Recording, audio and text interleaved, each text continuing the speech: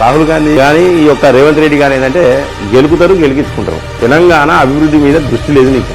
కేవలం వీళ్ళ కులం ఏంటిది, వాళ్ళ కులం ఏంటిది.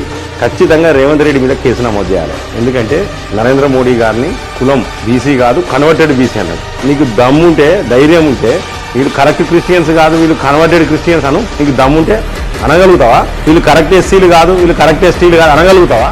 ఇది చాలా తప్పు. ఎందుకంటే లెక్క నువ్వు కులం మతం గురించి నువ్వు మాట్లాడే స్థాయి నీకు లేదు. ఫస్ట్ ఆఫ్ ఆల్ అందులో నరేంద్ర మోడీ గారి గురించి మాట్లాడే స్థాయి లేదు. ఈ బతికేందంటే 100 సీట్లు కూడా రాలే, కనికరించలే ప్రజలు. అంబాడిండు రాహుల్ గాంధీ, పాదయాత్ర చేసిండు, బస్సు యాత్ర చేసిండు, చలికి వణికిండు, వర్షంలో తడిచిండు, ఎండకి ఎండినా ప్రజలు నిన్ను కర్ణిస్తలేరు. ఇంత చూతేగాళ్ళు ప్రపంచంలో ఎవరు లేరని చెప్పేసి తువను ఉమ్మేసి 99 సీట్లు ఇచ్చారు. 3 సార్లు అయ్యి అంబాడితే ప్రజలు మిమ్మల్ని నమ్ముతలేరు. ఇక్కడ కూడా నువ్వు అధికారంలోకి వచ్చింది రేవంత్ రెడ్డి అంటున్నాడని కాదు, సోపని కాదు. ఇక్కడ అధికారంలోకి వచ్చింది కేవలం కుటుంబ పాలన వల్ల ఎవరికో ఒకరికి ఓట్లేయాలని నీయసోని దశ దరిద్రపోని అనుకున్నారు. అనుభవిస్తున్నారు ప్రజలు. సంవత్సరం మీద 2 నెలలైంది ఇప్పటి వరకు మంత్రివర్గ విస్తరణ లేదు. నువ్వు కులం గురించి మాట్లాడతావా? ఖచ్చితంగా రాహుల్ గాంధీ ఉన్నంత సేపు నరేంద్ర మోడీ ప్రధానమంత్రి, అలాగే భారతీయ జనతా పార్టీ అభ్యర్థి అధికారంలో ఉంటుంది, ప్రధానమంత్రి.